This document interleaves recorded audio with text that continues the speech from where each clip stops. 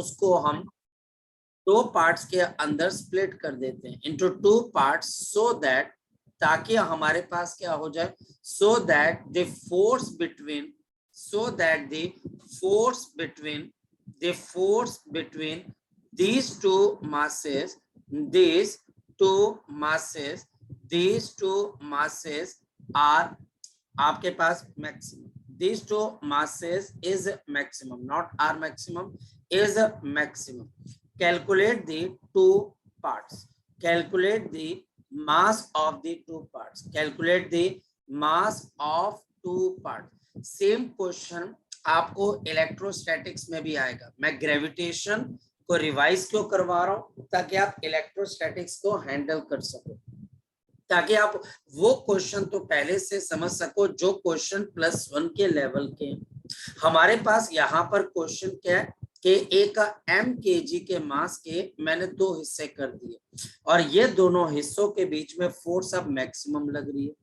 तो हम यहाँ पर क्या बोल देते हैं कि ये mkg एक xkg में और दूसरा m-x kg के अंदर आपके पास क्या हो जाती है, स्प्लिट हो जाती है.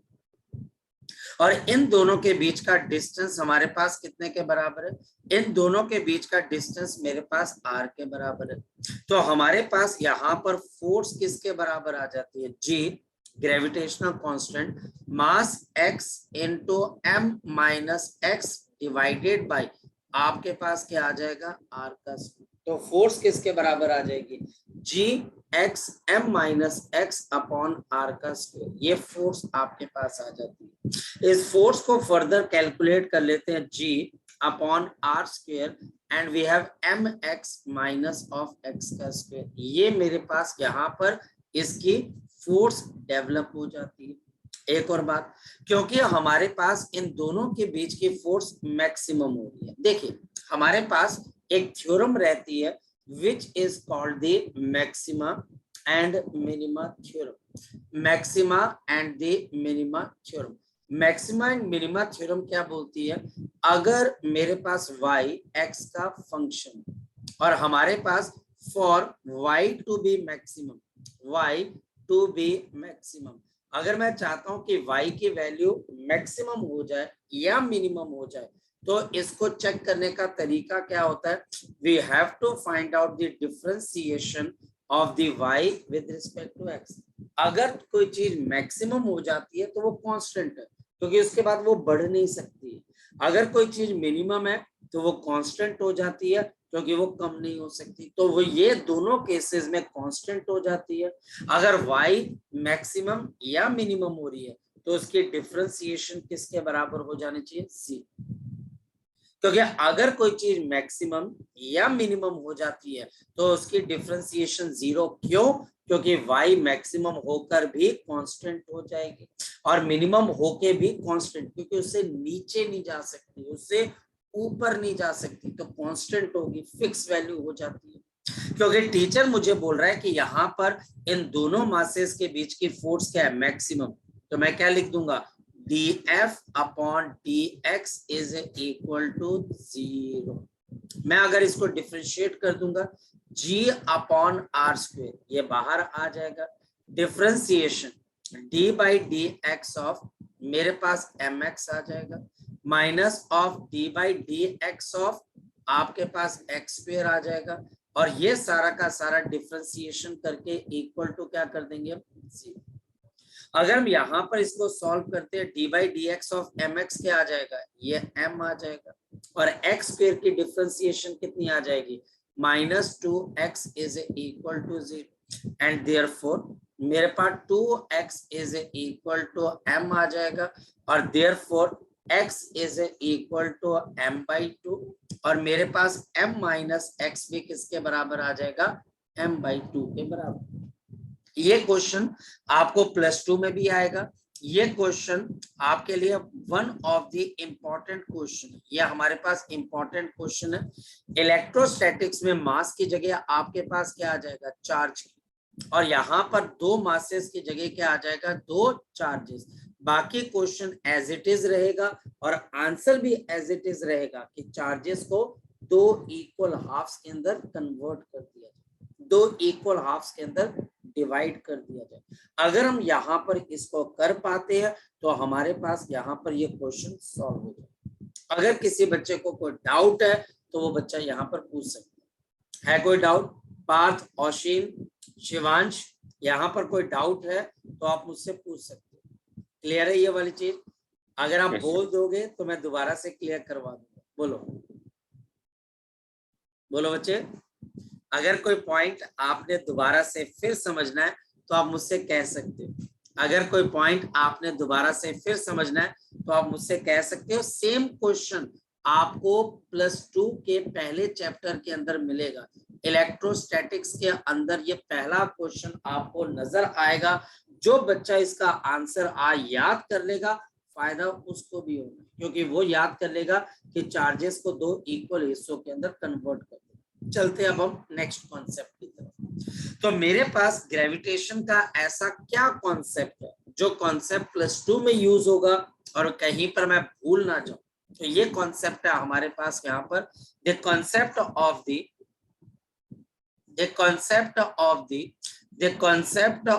द आपके पास again centripetal force but revised form के अंदर, the concept of the centripetal force. और ये कल हम कर चुके थे लेकिन मैं इसको रिविजिट कर रहा हूँ एक नए तरीके से। मैं करवा ग्रेविटेशन का क्वेश्चन रहा हूँ लेकिन ये सेम क्वेश्चन इलेक्ट्रोस्टैटिक्स में भी बनता है इस वजह से। तो मेरे पास यहाँ पर ये एक मास आ गया, यहाँ पर ये भी एक मास आ गया और ये दोनों मासेस एक सर्कल के अंदर, कॉमन सर्कल के अंदर रोटेट हो रहे हैं और हमारे पास दोनों का मास mkg के बराबर। ये मास मेरे पास mkg आ गया, दूसरा मास मेरे पास mkg आ गया, ये सेंटर ऑफ द सर्कल आ गया O और ये रेडियस ऑफ द सर्कल मेरे पास क्या आ गया R के बराबर आ गया। यानी कि समझने की कोशिश करो, कल जो मैंने क्वेश्चन कराया उसमें एक मास स्टेशनरी था और बाकी का मास गोल घूम रहा था और यहाँ पर मैंने क्या किया है, दोनों मासेस मेरे पास क्या कर रहे हैं, रिवॉल्व कर रहे हैं। दोनों मासेस मेरे पास रिवॉल्व कर रहे हैं। ये मास v मीटर पर सेकंड से ऊपर की तरफ हो जाएगा और ये मास v मीटर पर सेकंड से नीचे की तरफ को, दोनों के दोनों मेरे पास यहाँ पे रिवॉल्व कर रहे हैं। और टीचर अब मुझे यहाँ बोलेगा व्हाट इज द वेलोसिटी और व्हाट इज द टाइम। गलती, बच्चा इसमें गलती क्या करता है, फोर्स ढूंढने में गलती कर देता है। इन दोनों मासेस के बीच की जो अट्रैक्टिव फोर्स है उसको कैलकुलेट करने में बच्चा गलती कर देता है। इन दोनों के बीच की जो फोर्स है, the force between the masses, the force between the masses, जो मासेस के बीच की फोर्स है वो हमारे पास किसके बराबर है, this force is given by G into M multiplied by M divided by, इन दोनों मासेस के बीच का डिस्टेंस कितने के बराबर है, तो हमारे पास आ जाएगा 2r का स्क्वायर और मेरे पास G m स्क्वायर अपॉन यहाँ पर कितना आ जाएगा 4r। जनरली बच्चा यहाँ पर गलती ये कर देता है, दोनों मासेस के बीच का डिस्टेंस वो स्मॉल r ले लेता है, जबकि ये दोनों मासेस डायमीटरली ऑपोजिट है तो ये बिल्कुल ऑपोजिट डायरेक्शन के अंदर हो।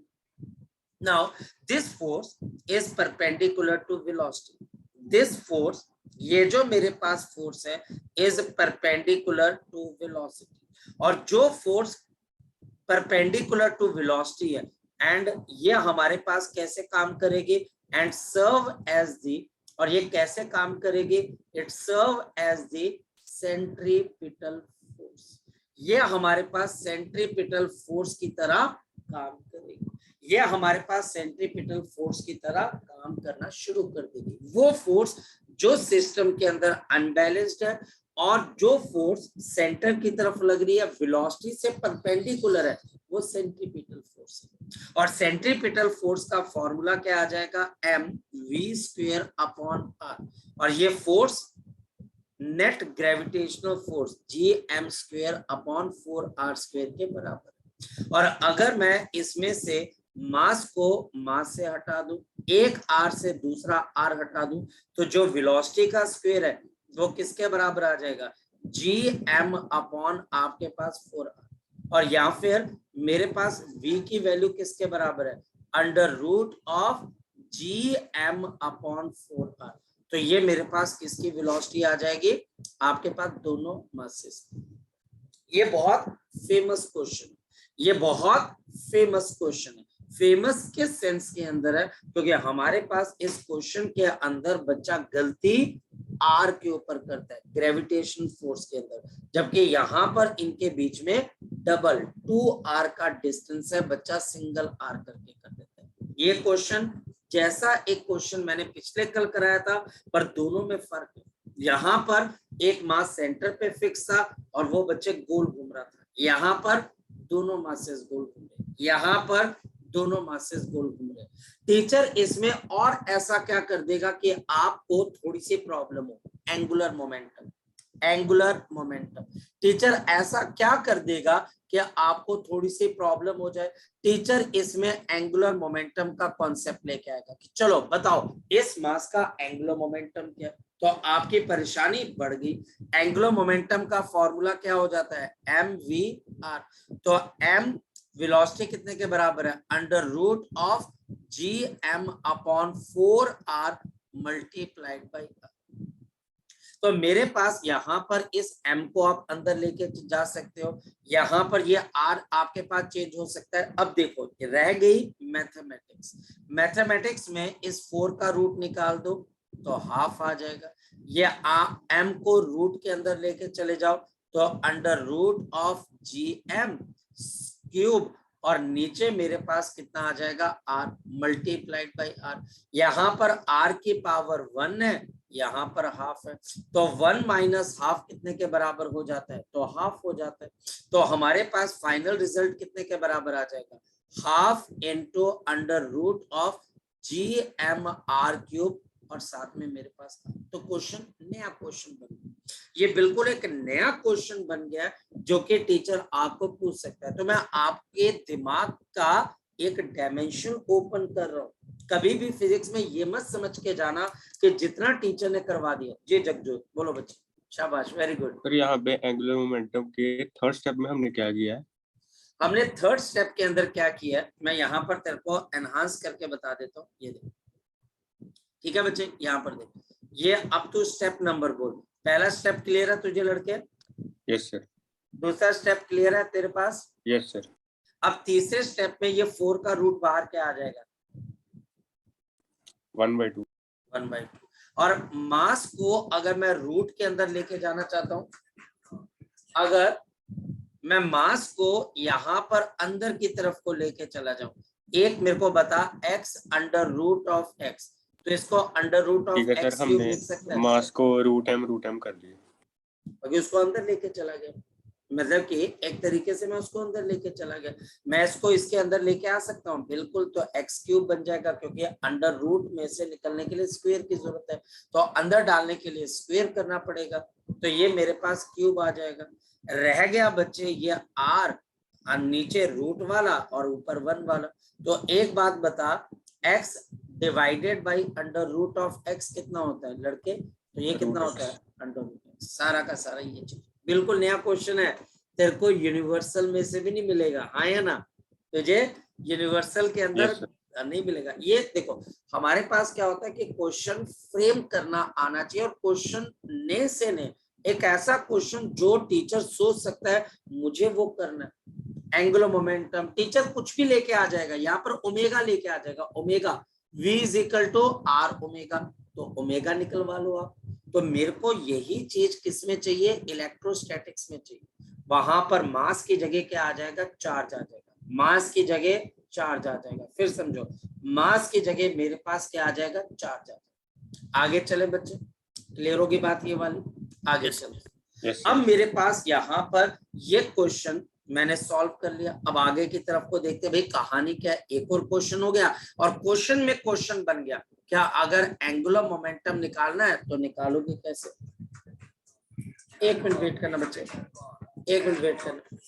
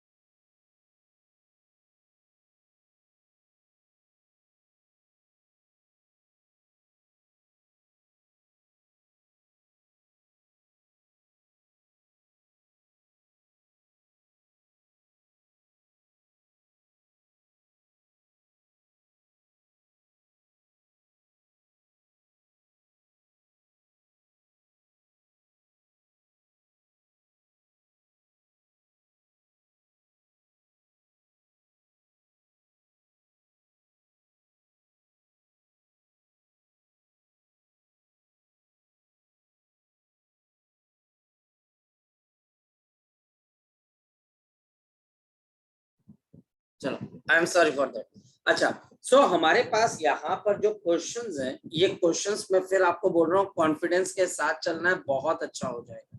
अगर कॉन्फिडेंस लूज करोगे तो दिक्कत है। और माइंड को ओपन करके चलना, ओपन कॉन्सेप्ट पे ध्यान देना है, ना कि बच्चे रटी रटाई बातों पे। रटी रटाई बातें ठीक है, मैं सीबीएसई के अंदर हो सकता है कि 60% पेपर ही रटी रटाई बातों पे आता हो, लेकिन यार अगर मैं वो 60% भी समझ के जाऊंगा तो मेरा सीबीएसई भी अच्छा हो जाएगा, और मैं 4 बंदों के अंदर बैठ के बात भी कर पाऊंगा कि कॉन्सेप्ट का मीनिंग। आगे चलते एक और चीज यहाँ पर बच्चे, अब मैं आपको एक और क्वेश्चन करवा रहा हूँ। ये क्वेश्चन अगेन ग्रेविटेशन का है, लेकिन इलेक्ट्रोस्टैटिक से जुड़ जाता है।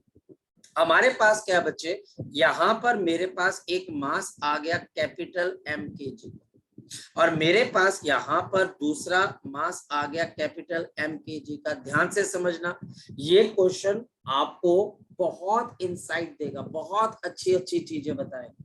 और इन दोनों मासेस के बीच का डिस्टेंस मेरे पास किसके बराबर है, ये हमारे पास 2r के बराबर।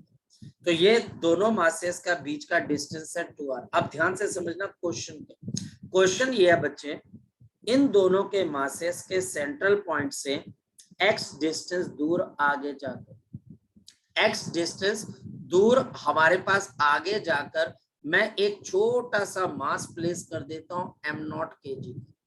m0 kg का मास में रख देता हूं, प्लेस कर देता हूं। तो हमने यहां पर बताना है for what value of the x, for what value of the x, for the what value of the x, x की आपके पास वो क्या वैल्यू है, so that force on m0 is maximum. अब समझिए, the force on m0 is maximum. m0 के ऊपर जो फोर्स है वो हमारे पास किसके बराबर आ जाती है, मैक्सिमम के बराबर। x की वो क्या वैल्यू है ताकि जो फोर्स है m0 की वो मैक्सिमम हो जाए। इसका मतलब मुझे यहाँ पर कौन सी थ्योरम यूज करनी पड़ेगी, मैक्सिमा मिनिमा। मैं चैप्टर कौन सा करवा रहा हूँ, ग्रेविटेशन। क्यों करवा रहा हूँ, सेम क्वेश्चन इलेक्ट्रोस्टैटिक्स में। कैसे सेम है, मास को हटाकर उसकी जगह क्या लगा दो, चार्ज लगा दो। तो हमारे पास इस m0 मास को, ये जो कैपिटल M मास है, ये अपनी डायरेक्शन में अट्रैक्ट करेगा, और ये मेरे पास एंगल थीटा बन गया। ये जो मेरे पास फोर्स है F1, इसके मेरे पास 2 कंपोनेंट बन जाएंगे। एक कंपोनेंट ऊपर की तरफ which is F1 sine of theta, और यहां पर मेरे पास आ गया F1, और ये मेरे पास क्या आ गया, कॉस ऑफ थीटा। मेरे पास इस m0 को ये वाला m भी अपनी डायरेक्शन में अट्रैक्ट करेगा F2, ये भी मेरे पास एंगल थीटा, और ये मेरे पास इसके 2 कंपोनेंट बन जाएंगे। तो नीचे वाला कंपोनेंट मेरे पास क्या बन जाएगा, this is F2 sine of theta, और यहां पर मेरे पास क्या बन जाएगा, F2 cos ऑफ थीटा। अब देखते हैं F1 और F2 है कितना, जरा ध्यान से देखो। तो ये मेरे पास मास आ गया m kg का, और नीचे भी मेरे पास मास आ गया m kg का, और इन दोनों के बीच का जो डिस्टेंस है वो हमारे पास कितने के बराबर है, 2r के बराबर है। इसके सेंट्रल पॉइंट से x डिस्टेंस आगे जाकर, इसके सेंट्रल पॉइंट से x डिस्टेंस आगे जाकर ये मुझे फोर्स कैलकुलेट करनी। ये मेरे पास मास आ गया m0, और ये मुझे फोर्स कैलकुलेट करनी। कैसे फोर्स कैलकुलेट करोगे, F1, तो G मास m कैपिटल M0, और इन दोनों मासेस के बीच का डिस्टेंस, ये r है, ये x है, ये एंगल थीटा, तो ये अंडर रूट ऑफ क्या आ जाएगा, r square plus x square. तो under root of r square plus of x square का होल स्क्वायर। तो मेरे पास F1 फोर्स किसके बराबर है, G capital M into m0 divided by, नीचे मेरे पास क्या आ जाएगा, r square plus of x, और नीचे मेरे पास यहाँ पर क्या आ जाएगा, r square plus of x square, और इसका रूट मेरे पास उड़ जाएगा। क्या F2 फोर्स भी सेम होगी, बिल्कुल। मेरे पास यहाँ पर F2 फोर्स भी सेम हो जाएगी। ये दोनों फोर्सेस मेरे पास क्या है, सेम, क्योंकि मासेस भी सेम है और डिस्टेंस भी सेम है। तो F1 साइन थीटा और F2 साइन थीटा ये कैंसिल कर जाएगी। तो नेट फोर्स बताओ कितनी लग जाएगी? तो मेरे पास नेट फोर्स कितने के बराबर लग जाएगी? नेट फोर्स आ जाएगी G, जो कि आपके पास ग्रेविटेशनल कांस्टेंट है, मास M into m naught divided by r square plus of x square cos of theta। दूसरी force G mass m into m naught r square plus of x square की power 1 into cos theta। Sine वाले component cancel हो जाएंगे और cos वाले आपस में add हो जाएंगे। तो 2G m into m naught r square plus of x square multiplied by cos theta।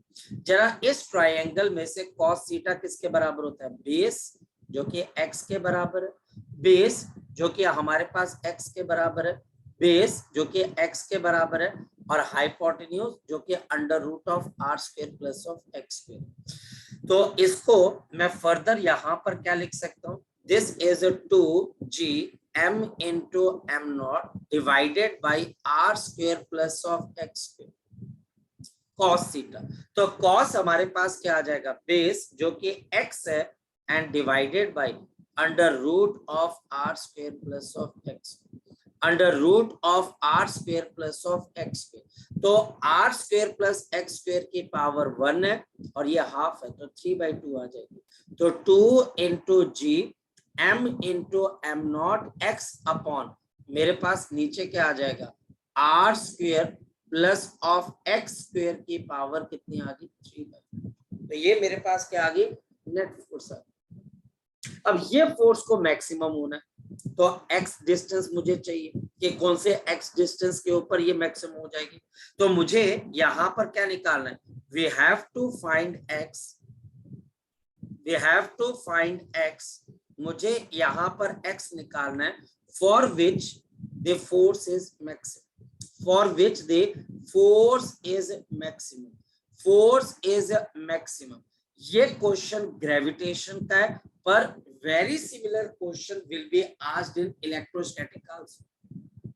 अब मेरे पास 2 से 3 अप्रोचेस हैं। एक कि मैं पूरा मेथड सॉल्व करूं, दूसरा मैं एनालाइज करूं और मुझे पता लग जाए ये फॉर्मूले से रिजल्ट कैसे आ रहा है, और आगे आने वाले फ्यूचर में मैं जब भी ऐसे क्वेश्चन के साथ डील करूं, सर इस टेक्निक से आंसर आएगा, 2 मिनट सर इस टेक्निक से, सर ऐसे करो आंसर आ जाएगा। तो पूरी डिफरेंशिएशन करने की जरूरत ही नहीं पड़ेगी। पर मैं अभी क्यों करवा रहा हूं? ताकि मैं आपको बता सकूं आंसर आया कैसे। उसके बाद मैं आपको टेक्निक बताऊंगा और बताऊंगा कैसे कैसे आपको जब क्वेश्चन मिलेंगे तो आपने हैंडल कैसे करना। We have to find out the value of x for which the force is maximum. क्योंकि फोर्स ने मैक्सिमम होना है, तो हमारे पास यहाँ पर क्या हो जाएगी? dF upon dx should be equal to 0। क्यों? क्योंकि फोर्स ने हमारे पास यहाँ पर मैक्सिमम हो, तो x के विद रिस्पेक्ट टू डिफरेंशिएशन 0। क्यों x? मास क्यों नहीं? क्योंकि चेंज क्या हो रहा है? x। मुझे वो x ढूंढना है जहां पर इन दोनों मासेस की फोर्स सबसे ज्यादा। तो चलो आगे की तरफ को चलते। तो मेरे पास यहाँ पर 2G capital M into M differentiation, ये न्यूमरेटर है और मेरे पास यहाँ पर डिनोमिनेटर है। तो मेरे पास न्यूमरेटर है और दूसरा हमारे पास यहाँ पर क्या? डिनोमिनेटर। तो अब मुझे इसकी डिफरेंशिएशन आनी चाहिए। तो r square plus x square की power 3/2 d by D X of numerator minus x यहाँ पर बाहर and differentiation of the denominator.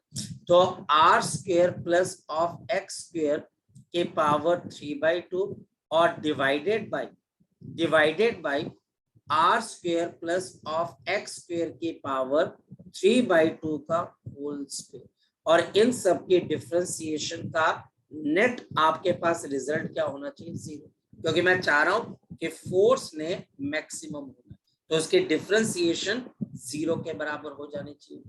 आगे चलते, अगर ये 0 के बराबर है तो ये मल्टीप्लाई होकर 0 हो जाएगा, ये डिनोमिनेटर में, तो मेरे पास ये डिनोमिनेटर में आ जाएगा तो ये भी 0 हो जाएगा।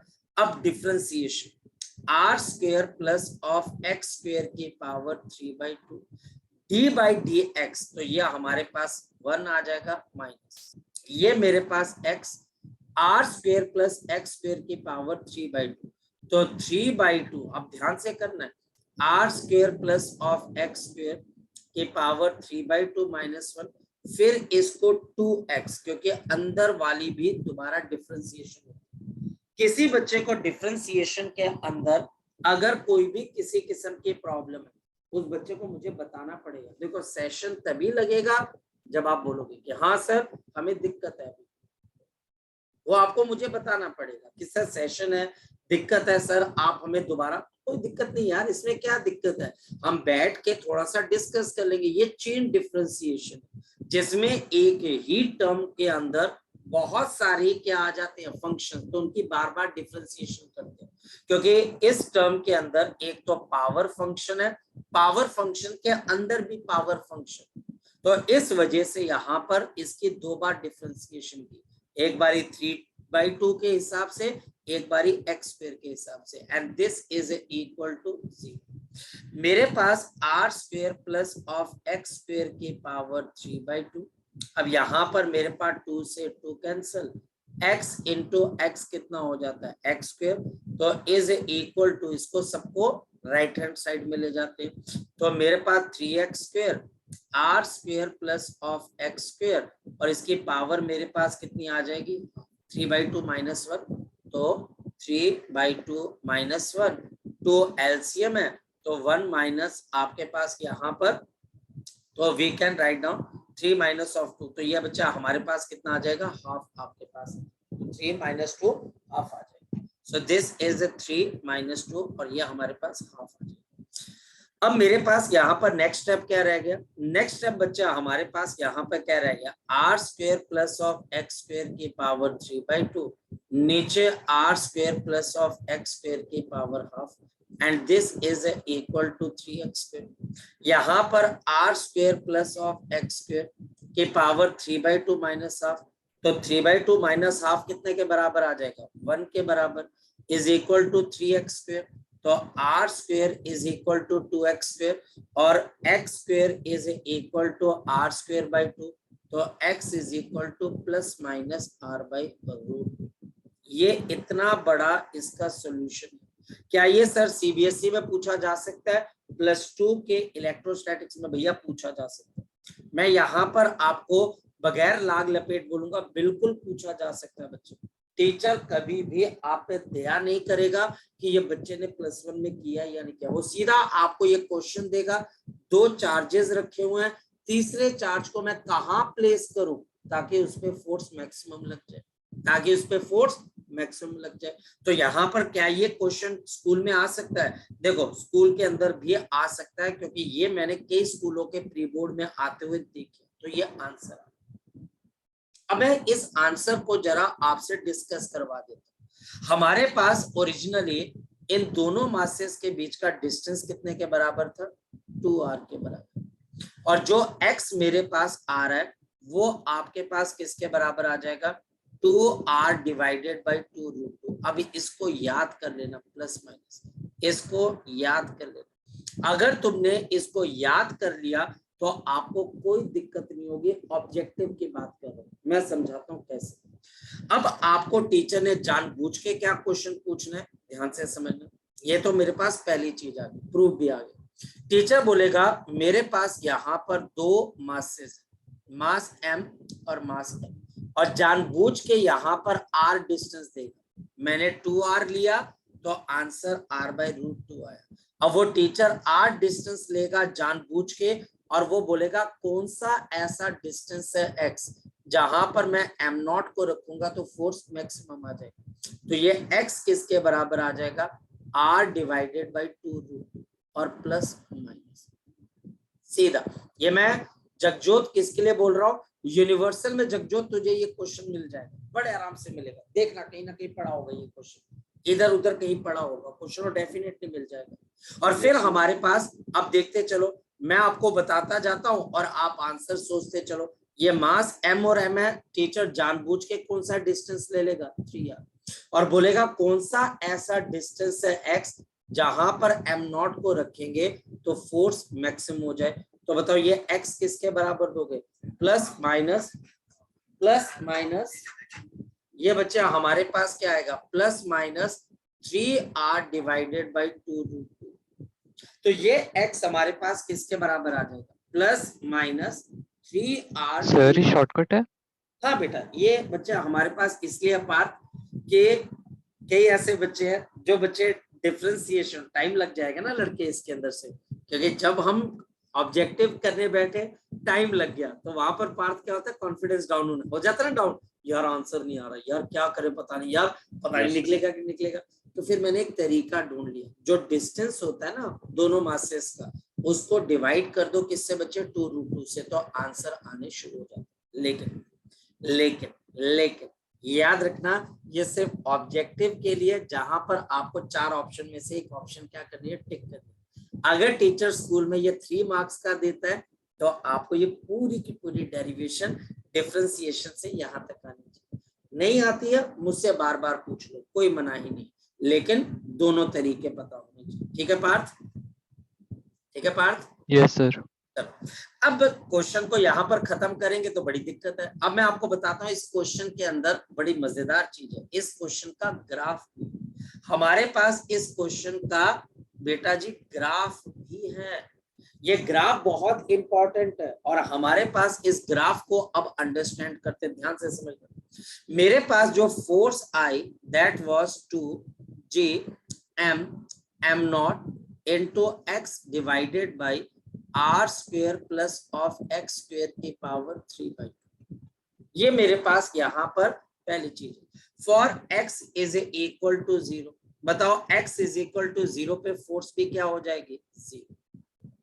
हमारे पास इसका मतलब इन दोनों मासेस m और आपके पास m, ध्यान से समझो, अगर इन दोनों के बीच का डिस्टेंस मेरे पास 2r है, ये मेरे पास 2r डिस्टेंस है, और हम यहाँ पर कहीं पर बैठते हैं, यहाँ पर x की वैल्यू क्या है, 0, ये x की वैल्यू क्या है, 0, तो फोर्स भी क्या हो जाएगी, 0। Next one, for the x much smaller than r, अगर x की वैल्यू r से बहुत ज्यादा छोटी है तो डिनोमिनेटर में r स्क्वायर बच जाएगा, x स्क्वायर उड़ जाएगा, और न्यूमरेटर में तो x बच ही जाएगा। तो force is equal to 2Gm into m not x upon r का होल क्यूब। ये तब है जब डिस्टेंस x बहुत छोटा है r से, तो हम यहाँ पर इग्नोर कर देते हैं x को, हम इग्नोर कर देंगे x को किसके कंपैरिजन में, r स्क्वायर के कंपैरिजन में। नेक्स्ट है, अगर x की वैल्यू प्लस माइनस r/√2 है तो बताओ ये फोर्स आपके पास क्या हो जाएगी, मैक्सिमम, ये फोर्स मैक्सिमम हो जाता है। और लास्ट पॉइंट है मेरे पास, अगर x की वैल्यू बहुत बड़ी हो जाती है r से तो अब डिनोमिनेटर में r स्क्वायर हट जाएगा, x स्क्वायर बच जाएगा।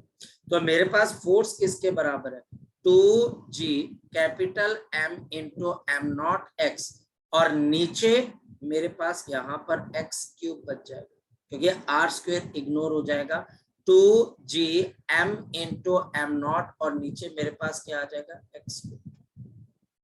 तो मेरे पास अब ये 4 चीजों से देखो मैं ग्राफ कैसे प्लॉट करता हूं, वेरी इंपॉर्टेंट ग्राफ। हमारे पास ये ग्राफ कैसा है, ध्यान से समझना, ध्यान से समझना।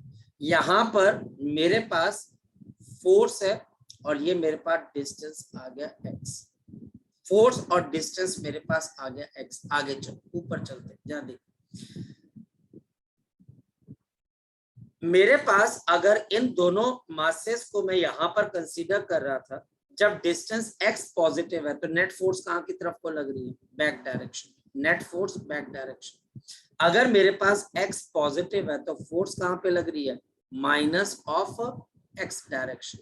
फोर्स कहां पे लग रही है, माइनस x डायरेक्शन पे। फोर्स कहां पे लग रही है, माइनस x डायरेक्शन के अंदर आपके पास लग रही है। तो इसका मतलब जब x पॉजिटिव है तो फोर्स आपके पास नेगेटिव है, तो ये ग्राफ आपके पास ऐसे, ये ग्राफ स्ट्रेट लाइन क्यों बन रहा है, क्योंकि ये आपको बता रहा है कि जब x पॉजिटिव है तो फोर्स नेगेटिव है, और जब x नेगेटिव है तो फोर्स पॉजिटिव। फिर हमारे पास यहाँ पर x is equal to minus of r by root 2 के ऊपर, और मेरे पास x is equal to plus of r by root 2 पे ये फोर्स क्या है, मैक्सिमम, और उसके बाद इनवर्सली प्रोपोर्शनल, और उसके बाद इनवर्सली प्रोपोर्शनल। बहुत इंपॉर्टेंट ग्राफ। जगजोत, यूनिवर्सल के अंदर ये ग्राफ देखा है तुमने कहीं पर? देखा है? आगे पीछे देखना, आज ग्रेविटेशन को खत्म कर देना और यहाँ पर जाकर देखना कि ऐसा ग्राफ है बच्चे। देखा है उसमें बिल्कुल होगा बच्चे, ग्राफ होगा वहां पर।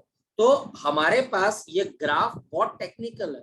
ये अब आपके दिमाग में मैं आपको वो चीज करवा रहा हूँ जो आती है बच्चे। मैं आपको ये नहीं है बेटा कि आपको वो सारी चीजें करवाता चलो जो नहीं भी आनी है, फिर भी चलो यार बच्चा बिजी है, इससे आप बिजी नहीं होंगे, इससे आप खराब हो जाओगे। वो क्वेश्चन करो जिससे 5-6 क्वेश्चन और बन जाते। तो ये हमारे पास एक, अब देखो ये टोटल क्वेश्चन कितना लंबा होगा, मेरी बात समझ रहे हो? कितना लंबा क्वेश्चन हो गया। ये एक क्वेश्चन ने आपके मल्टीपल कॉन्सेप्ट क्लियर कर दिए।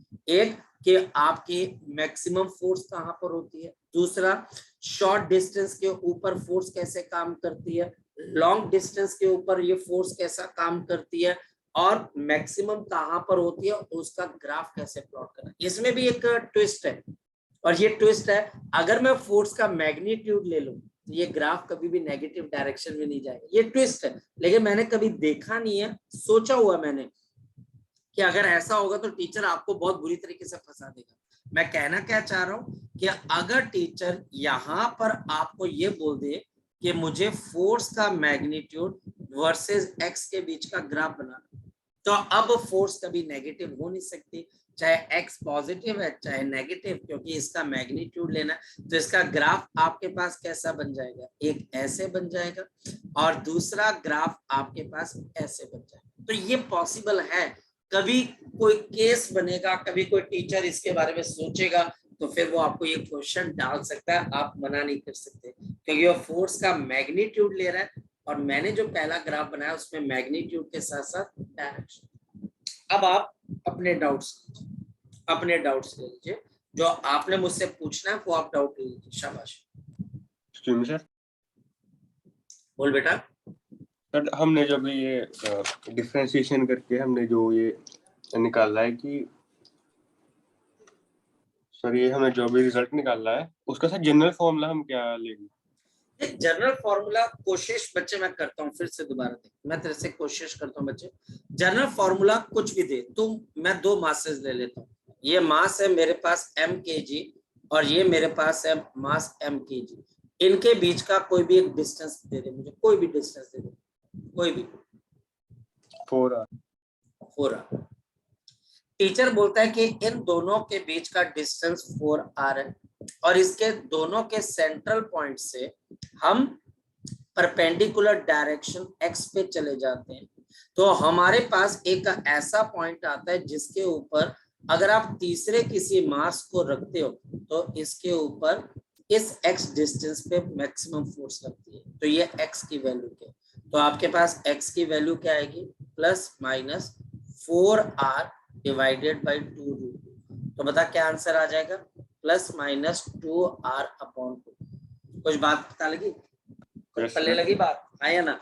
या फिर plus minus under root of 2 लगी पहले बात, कुछ की नहीं लगी? सर इसका जनरल फॉर्मूला हम यही लिख लेंगे ना, फिर प्लस मतलब कि आप जो भी बस उसको 2√2 से डिवाइड कर देना। उसको बच्चे आपने किससे डिवाइड कर देना, आपने 2√2 से डिवाइड कर देना, ठीक है? Yes sir, yes. चलो ठीक है बच्चे। सो आज के लिए बच्चे, हाँ बोल आकाश, बोल बच्चे, बोल। सर ये फॉर्मूला तब भी चल जाएगा अगर उन्होंने मिनिमम बोला होगा m नॉट का फोर्स। ताकि अगर मैं तुझे बोलूं मिनिमम फोर्स तो 0 है ना, वो तो x इक्वल टू 0 पे है, हाँ या ना? ठीक है सर, ठीक है। वो तो ऑलरेडी है। आज बच्चे हम थोड़ा सा कर लेते हैं, थोड़ा सा मेरे को यहाँ पर पेन हो रहा है, बहुत दिनों के बाद आज क्लास लिया तो थोड़ा सा पेन कर रहा है, तो अब हम इसको कल कंटिन्यू करते हैं बच्चे, ठीक है? तो आप ग्रेविटेशन अपना थोड़ा सा जो है बच्चे इसको करना स्टार्ट कर दीजिए, ठीक है? तो अब हम कल मिलते हैं बच्चे, तब तक इसको खत्म कर लीजिएगा बच्चे, ठीक है? कोई डाउट आए तो मुझे जरूर बताना। चलिए ओके बच्चे, bye bye, take care, bye bye bye.